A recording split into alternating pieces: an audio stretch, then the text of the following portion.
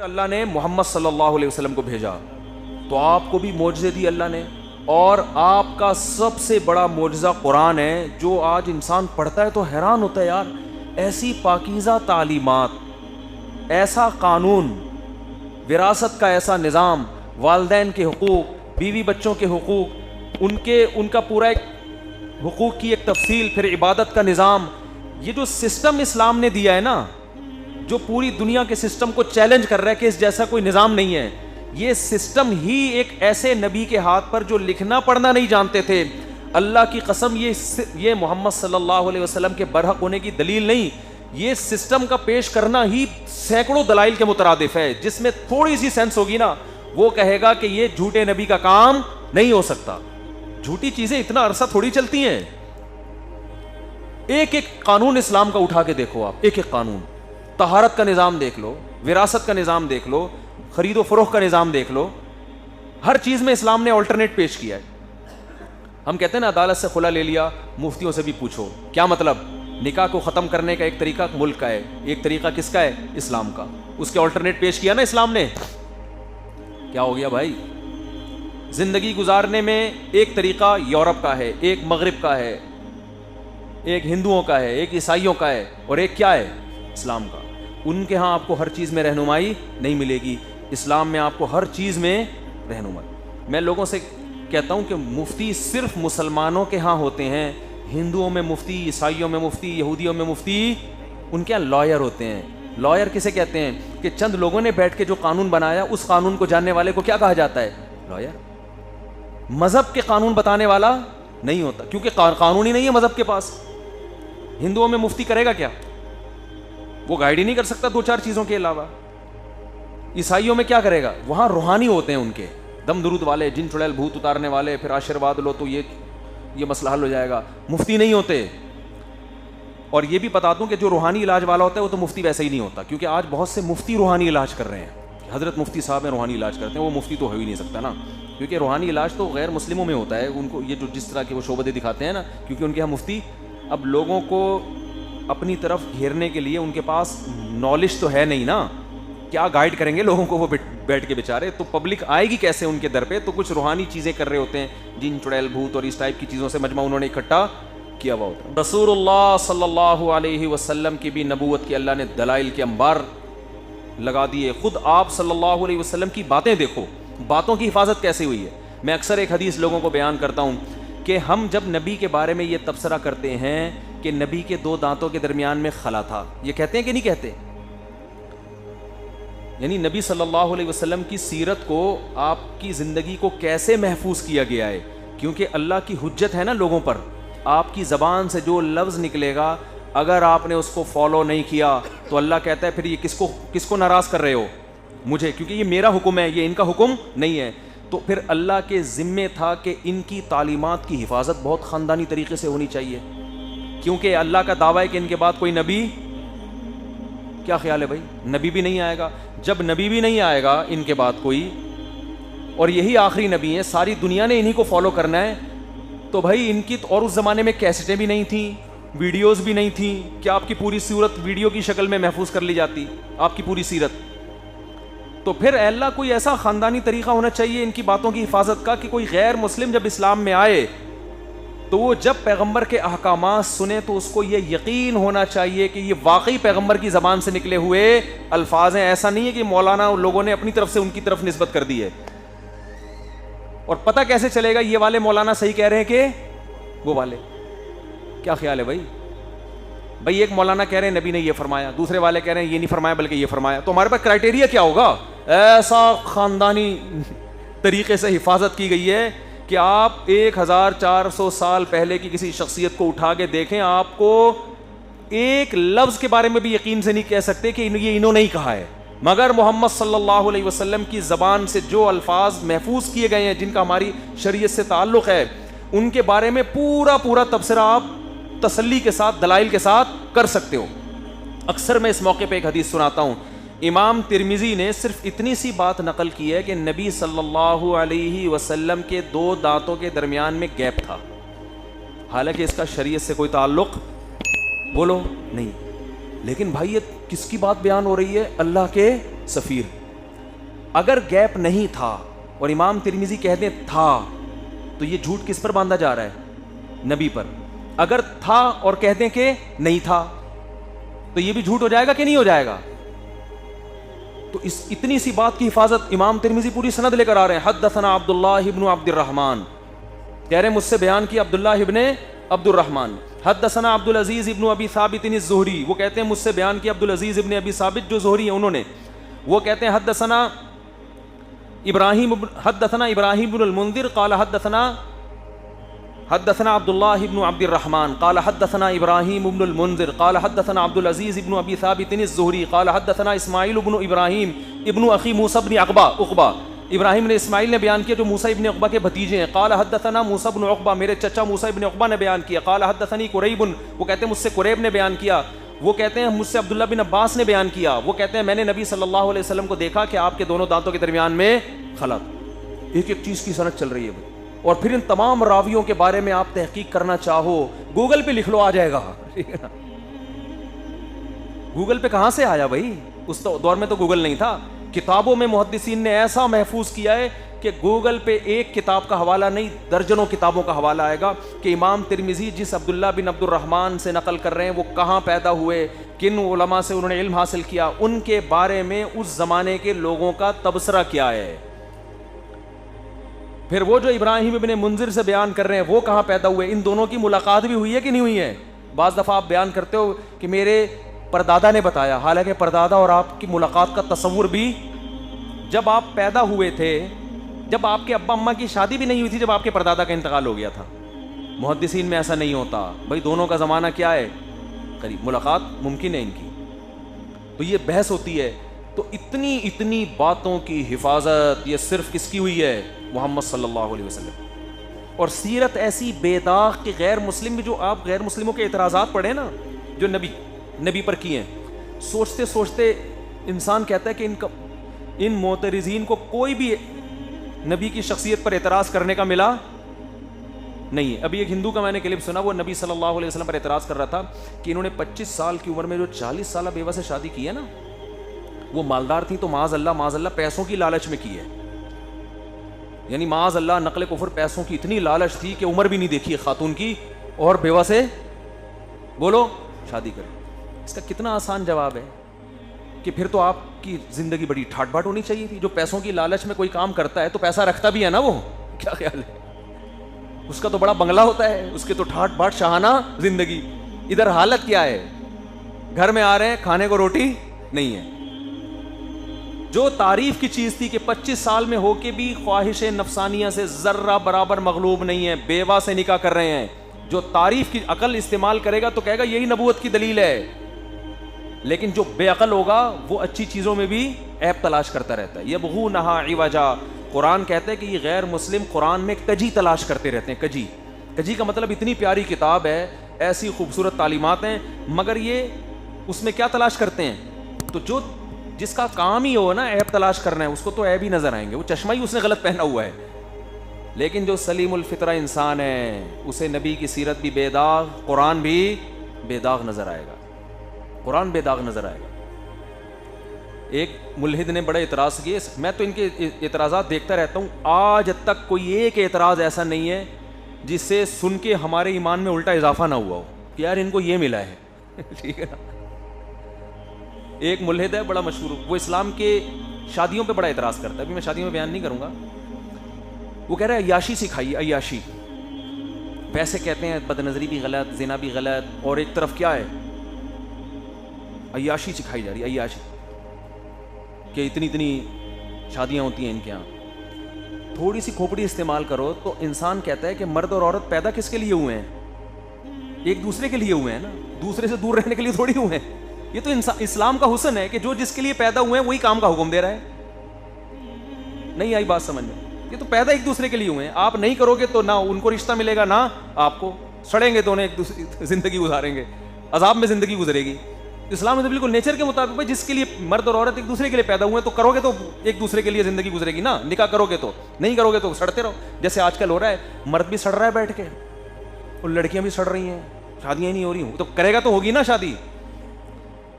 تو جو اسلام کی خوبیاں ہیں ان کو توڑ موڑ کے کیا بنا کے پیش کرتے ہیں؟ بولو نا خامیاں. ہر اعتراض میں ایسا ہی ہے. میں تو ان کے جو اعتراض سنتا ہوں نا الحمدللہ اسی میں جب یہ کہتے ہیں امی عائشہ اتنی کم عمر کی لڑکی سے محمد صلی اللہ علیہ وسلم نے نکاح کیا, یہ بہت زیادہ اعتراض کیا جاتا ہے. معاذ اللہ نقل کفر, یہ بھی عیاشی ہے. خوبی یہ ہے کہ 50 سال کی عمر میں ایک 9 سالہ لڑکی سے نکاح کیا, مگر اس لڑکی کو کیسا عشق ہوا ہے اپنے شوہر سے. آج عمر میں اتنا فرق ہو, اس کے بعد کوئی عورت اپنے شوہر سے ایسا عشق جیسی محبت کرے گی جیسی امی عائشہ نے نبی سے کی ہے. یہ محمد صلی اللہ علیہ وسلم کی کوالٹی تھی کہ اتنی کم عمر لڑکی سے نکاح کر کے ان کے لیول پہ آ کے ان سے مزاح کیا آپ نے, ان کے لیول پہ آ کے ان سے ڈیلنگ کی ہے, اور اتنی کم عمر سے نکاح کر کے بہترین کامیاب ازدواجی زندگی گزار کے دکھائی ہے. آج تو میچنگ کی شادیاں ناکام ہو رہی ہیں, اور یہ بظاہر جو میچنگ کی نہیں تھی, بظاہر جو میچنگ کی نہیں تھی, اس کو ایسا کامیاب کر کے بتایا ہے کہ آپ تو یہ اعتراض کر رہے ہو امی عائشہ پر کہ اتنی بڑی عمر کے آدمی نے معاذ اللہ آپ سے شادی کر لی. وہ کہیں گی بھائی یہ میرے اوپر احسان کیا ہے, اس سے بہترین رشتہ میرے لیے زندگی میں کوئی ہو نہیں سکتا.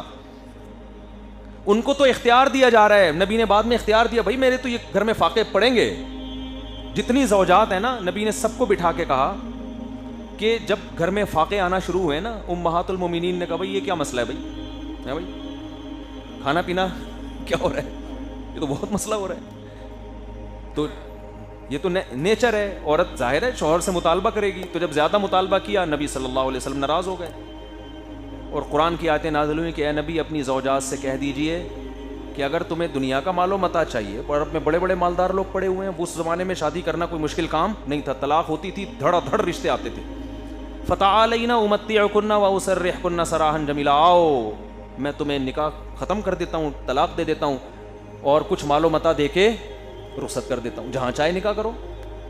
لیکن اگر میرے ساتھ زندگی گزارنی ہے تو میں بھی انہی فاقوں میں اور تم بھی انہی فاقوں. تو ساری زوجات کو نبی نے کہا کہ سب سے مشورہ کر کے بتاؤ. سب نے کیا ہوگا کیا واللہ عالم, سب نے کہا نہیں جی ہم نے آپ کے ساتھ رہنا ہے. جب امی عائشہ کو کہا گیا نا, نبی نے فرمایا کہ اے عائشہ جاؤ اپنے گھر میں مشورہ کر لو, جلد بازی فیصلے میں بولو نہ کرو. آپشن ہے, آپ کہہ سکتے ہیں کہ طلاق کا دھبا سے بچنا چاہتی تھی. اس زمانے میں طلاق کوئی اتنا بڑا دھبا, یہ ہمارا دور نہیں تھا, ایک آدمی کی 4 بیویاں ہوتی تھیں, وہ تو دھڑا ادھر ایک نے چھوڑا 10 رشتے لائن سے لگے ہوئے ہوتے تھے. آپ اس کلچر میں جا کے سوچو. تو امی عائشہ نے جواب میں یہ نہیں فرمایا کہ میری تو شادی غلط ہوئی تھی, میں تو اس بھی ابھی تک پریشان تھی, آپ کی عمر 49 سال تھی, میں 9 سال کی تھی, تو یہ تو غامدی کو تعویلات کرنی پڑ رہی ہیں کہ نہیں جی 9 نہیں بلکہ بخاری کی حدیث کا انکار کر رہا ہے کہ نہیں جی 16 سال تھی. ٹھیک ہے نا, یہ تو معاذ اللہ نقل کفر, اتنی غلط شادی ہوئی تھی کہ بعد میں غامدی صاحب کو بھی بخاری کی حدیث چھوڑنی پڑے گی اس بارے میں. تو یہ تو ویسے ہی میں, آپ نے تو بالکل وہی بات کی جو میرے دل میں تھی.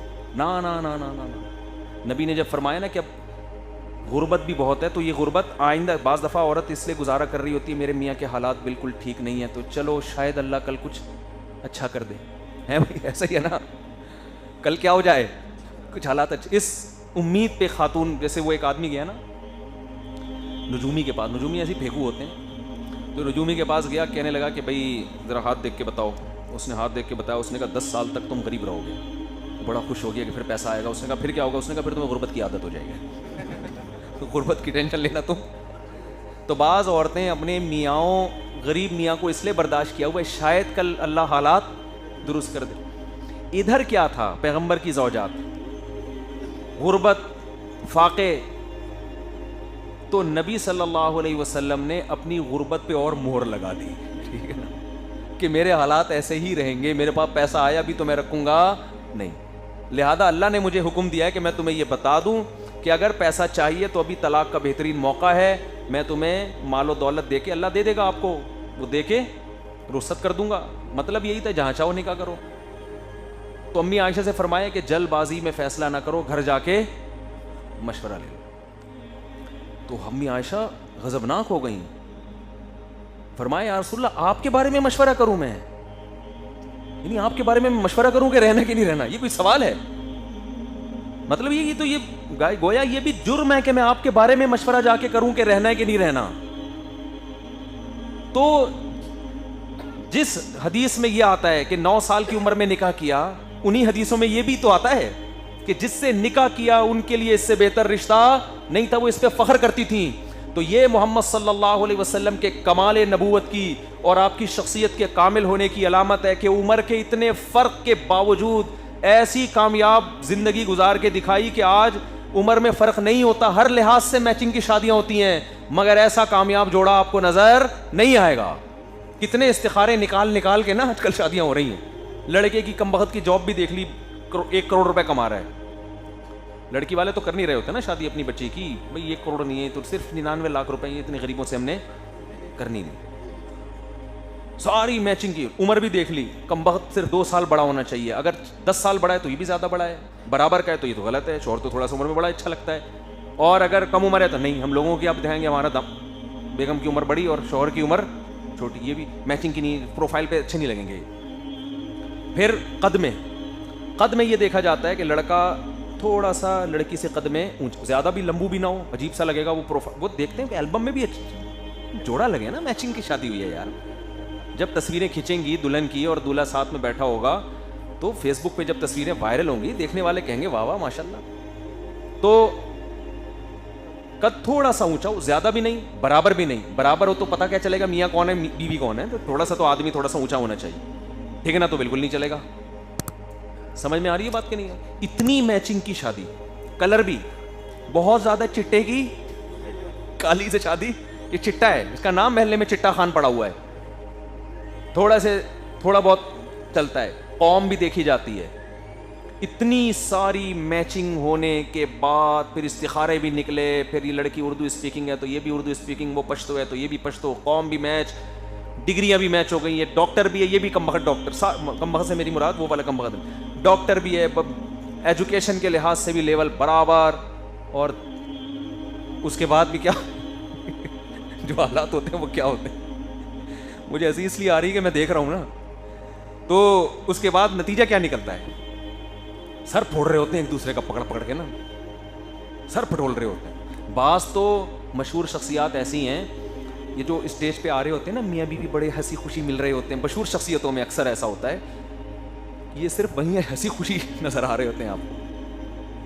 جو زیادہ جو سیلیبریٹیز ہوتی ہیں نا, جو اپنی وائف کے ساتھ اسٹیج پہ آئے اور بیٹھے اور سب لوگ دیکھ رہے ہوتے ہیں کتنا پیارا جوڑا ہے ان کا ماشاءاللہ, وہ آپ کو لگ رہا ہوتا ہے بھائی ان میں شاید 1% اتنے اچھے رہ رہے ہوں, باقی وہ ٹیکسی میں بھی لڑتے ہوئے آ رہے ہوتے ہیں. اور مجھے تو کسی نے بتایا کہ بعض سیلیبریٹیز ایسی ہیں کہ میاں بیوی نے ایگریمنٹ کیا ہوا ہے کہ دیکھو جب بھی کیمرے کا رخ ہمارے سامنے ہوگا تو ہم نے ہنستے مسکراتے ملنا ہے, انٹرویو میں ہم نے ایسے ہی شو کرنا ہے جیسے ہم سے نیک دنیا میں کوئی ہے, ایک دوسرے پہ ٹوٹ کے مرتے ہیں. باقی جیسے ہی پروگرام ختم ہو تم اپنی اماں کے گھر اور میں اپنے ابا کے گھر, ایک گھر میں رہتے بھی نہیں ہیں, ایگریمنٹ ہوئے ہوئے ہیں بعض لوگوں کے. تو میں تو آپ کو ایسے واقعات سناؤں کہ آپ حیران ہو جائیں.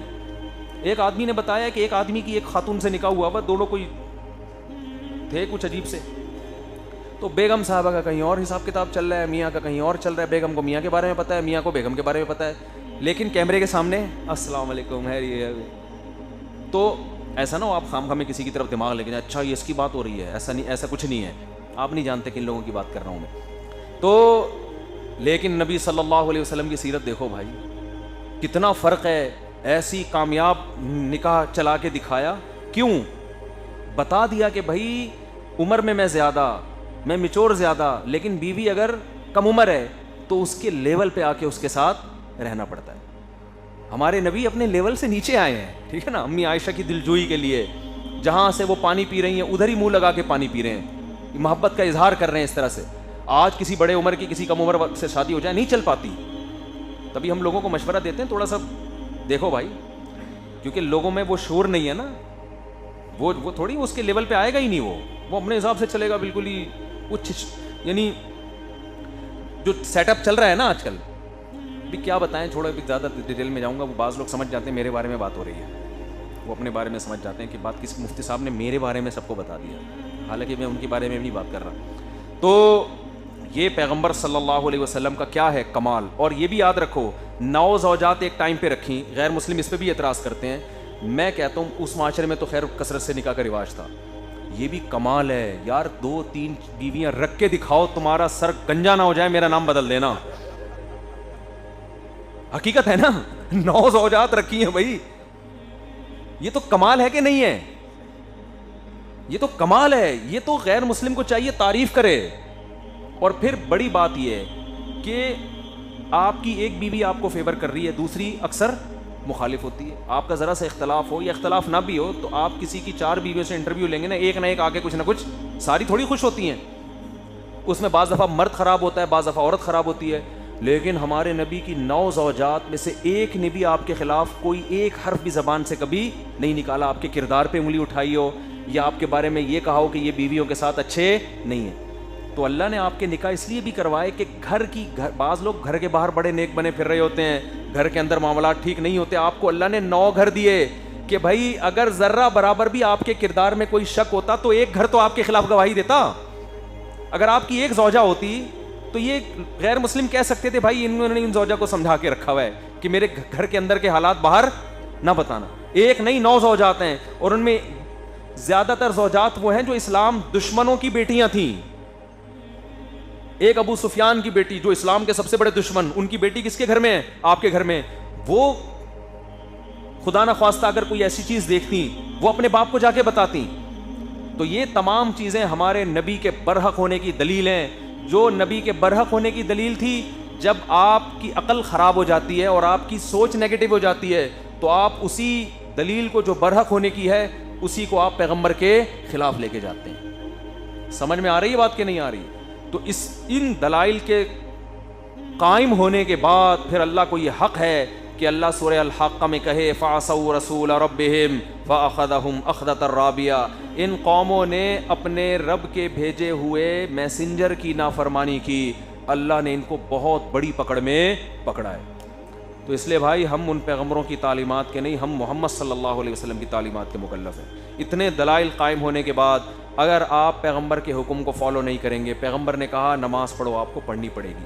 پیغمبر نے عورت کو کہا پردہ کرو, عورت کو پردہ کرنا پڑے گا. پیغمبر نے کہا کہ عورت کا مال ناحق طریقے سے مت کھاؤ, کھایا تو حساب دینا پڑے گا. یہ پاکستان کے قوانین نہیں ہیں, یہ امریکہ کے قوانین نہیں ہیں, یہ کس کے قوانین ہیں؟ اللہ کے. اس اللہ نے کہہ دیا لا تقربوا الزنا, اس پیغمبر نے جو ہمیں کتاب دی, زنا کے قریب مت جاؤ. تو بھائی اب زنا بہت خطرناک چیز ہے, یہ سمجھ لو, دنیا میں نہیں آخرت کے لحاظ سے بہت ڈینجرس ہے. اس نے کہہ دیا کہ شراب مت پیو, تو اب اللہ نے جس پیغمبر کی زبان سے یہ کہلوایا نا مت پیو, تو وہ ایسا ہی نہیں ہے کہ ہم ان کے بارے میں کنفیوز ہیں, پتہ نہیں پیغمبر ہیں بھی یا نہیں ہے. دلائل سے ثابت کر دیا, انبار لگا دیا دلائل کے.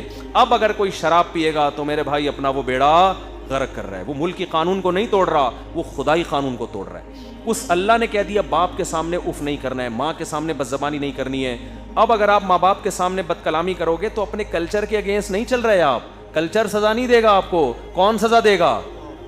کیونکہ بعض لوگ ماں باپ کے سامنے اف کرتے ہیں کہ ہمارا کلچر ہے. بھائی بعض اولڈ ہاؤس میں جمع کرا دیتے ہیں, ہمارا کلچر ہے. اب یہ خدائی قانون بن گیا ہے کہ باپ کو اولڈ ہاؤس میں جمع نہیں کرانا, ماں کو اولڈ ہاؤس میں جمع نہیں کرانا, ان کی قدموں میں جنت تلاش کرنی ہے. اب یہ گاڈ کا قانون ہے, خدا کا قانون ہے. اب اس میں آپ کے پاس نو کا آپشن ختم ہو گیا ہے. سمجھ میں آ رہی ہے؟ اس لیے میرے بھائی داڑھی رکھنے کا بھی حکم دیا ہے پیغمبر نے, اس کو بھی ہلکا مت لو. کلچر تو کہہ رہے نہیں رکھو, لیکن خدا نے جس میسنجر کو بھیجا صلی اللہ علیہ وسلم, انہوں نے کیا کہا ہے؟ رکھو. ایک طرف ہو جاؤ یا ادھر ہو جاؤ یا ادھر ہو جاؤ. اس نے خدا نے جس پیغمبر کو بھیجا انہوں نے بتایا کہ سود کیا ہے. بول لینا سب زبان سے بول, حرام ہے سود.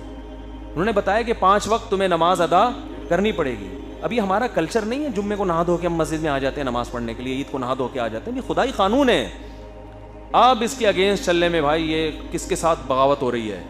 اللہ کے ساتھ بغاوت. تو اپنی جان پہ بھی رحم کرنا چاہیے, اپنی قوم پہ بھی رحم کرنا چاہیے, اپنے بچوں پہ بھی رحم کرنا چاہیے. ان کو بھی مذہب سکھاؤ, دین سکھاؤ ان کو. ورنہ ان حضرت نوح علیہ السلام نے کہا تھا نا اللہ اس قوم کو تباہ کر دے, جن بچوں کو یہ جنیں گے وہ بھی تیرے نافرمان ہوں گے, وہ بھی تیرا انکار کریں گے ماں باپ کی باتوں میں آ کے. تو اس لیے انہی کو ختم کر دے تاکہ ان کی نسلیں ختم ہو جائیں. تو ہم مسلمان ہیں, ہم ایسے بچے نہ جنیں جو خدا کے باغی. ان کو مذہب سکھائیں, بچیوں کو پراپر ڈریس پہنایا کریں, پورے کپڑے ان کو سکھائیں. بیٹا ہم مسلمان ہیں, ہم نے یہ نہیں دیکھنا کہ بڑے بڑے اسکولوں میں کیا ڈریسنگ ہو رہی ہے اور فنکار اداکاریں کیا پہن رہی ہیں. ہم مسلمان ہیں, مسلمان بچی کا ڈریس پورا ہوتا ہے, اس کو سکھائیں بچپن سے.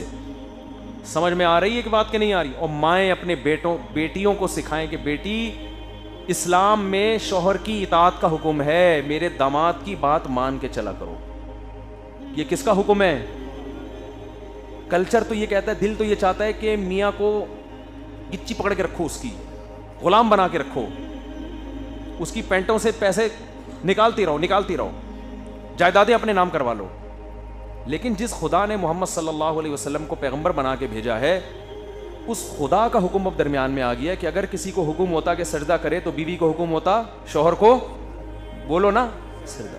اس طرح میاں کو یہ بتا دو, بیٹوں کو یہ بتا دو کہ تمہارے ذمے جو بہو ہے اس کا سارا نان نفقہ کس کے ذمے ہے؟ بولتے کیوں نہیں؟ تمہارے ذمے. دوسری بات یہ کہ اگر یہ دیوروں سے تنگ ہے, جٹھانیوں سے تنگ ہے, تو یہ ہمارے کلچر کا نہیں ہے, خدا کا قانون ہے کہ اس کو سیپریٹ گھر لے کے, بولتے کیوں نہیں دیا؟ تو بیٹا تو خود ہی الگ جا کے رہ لے, یہاں یہ تیری بیوی سیٹ نہیں, اس کو 10 دیوروں کے کپڑے استری کرنے پڑتے ہیں. ایسے گھرانے بھی ہیں, 50 روٹیاں پکانی پڑتی ہیں, ہر وقت جٹھانیوں کے تانے. تو ہر انسان کی ایک پرسنل لائف بھی ہوتی ہے نا, وہ لائف کا بیڑا غرق ہوا ہے.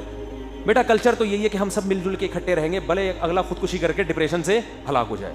لیکن خدا کا قانون ہے, میری بھی بیٹی ہے, میں چاہتا ہوں کہ وہ سسرال میں ظلم نہ ہو, تو کسی اور کی پہ بھی ظلم, تو بھائی خدا کو بیچ میں لانا پڑے گا. لیکن ہمارے ہاں خدا بیچ میں اتنا آ رہا ہے جتنا میرے فیور میں تو آ رہا ہے. جہاں خدا میرے اگینسٹ جا رہا ہے وہاں ڈکشنری سے خدا کیا ہے؟ غائب. آخری بات کر کے بس بیان ختم کرتا ہوں. ابا کو چاہیے کہ بچوں کو یوں کہے کہ بیٹا ہمارا صرف کلچر نہیں ہے کہ بیٹا باپ کی خدمت کرے, یہ خدا کا حکم.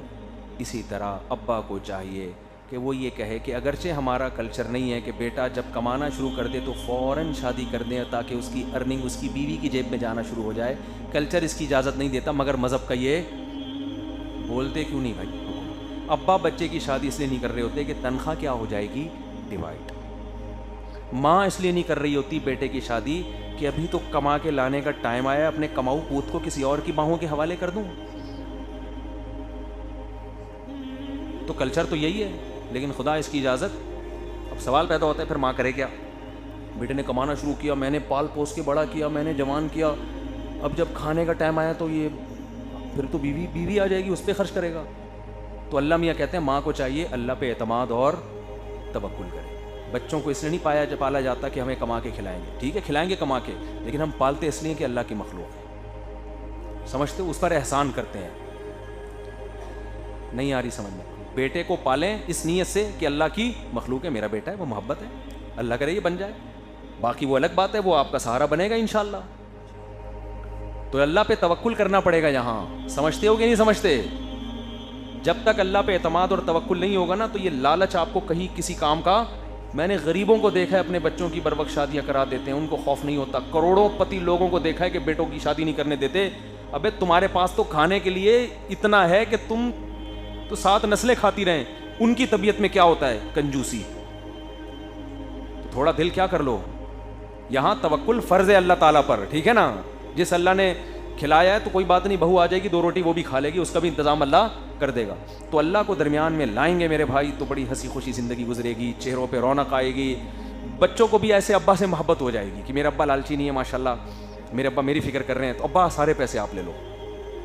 بچہ خوش, بچے کو بھی پتا ہے کہ ابا آج, ایک ابا نے ایسا کیا کہ بچے کو پڑھا لکھا کے کچھ بنا کے جب وہ بن گیا نا, جاب لگ گئی, تو پوری ڈائری میں 20 سال کا خرچہ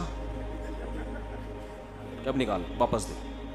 یہ چل رہا ہے, یہ تو جیسے کمپنیوں سے ایگریمنٹ نہیں ہوتے, 20 سال کے ڈائری نکال کے. سچا واقعہ ہے. بیٹا بھی کما کے ابا کو دے رہا ہے, کہہ رہا بھائی میں نے جتنا خرچہ کیا مجھے کیوں. ابا کو پتا ہے کہ بھائی یہ پتہ نہیں میری کیوں لبرل خاندان تھا نا, ابا کو پتا ہے پتہ نہیں میری اطاعت کرے نہ کرے, اس کمبخت کو جتنا کھلا رہا ہوں. یہ بھی ابا نے پھر بھی احسان کیا, کیونکہ ابا کو پتا ہے یہ مجھے نہیں پوچھے گا کہ دے دوں. میں کہتا ہوں یہ بھی اس معاشرے میں احسان ہی ہے اولاد پر, ورنہ ابا کہتے ہیں جا بھائی میں کیوں کروں.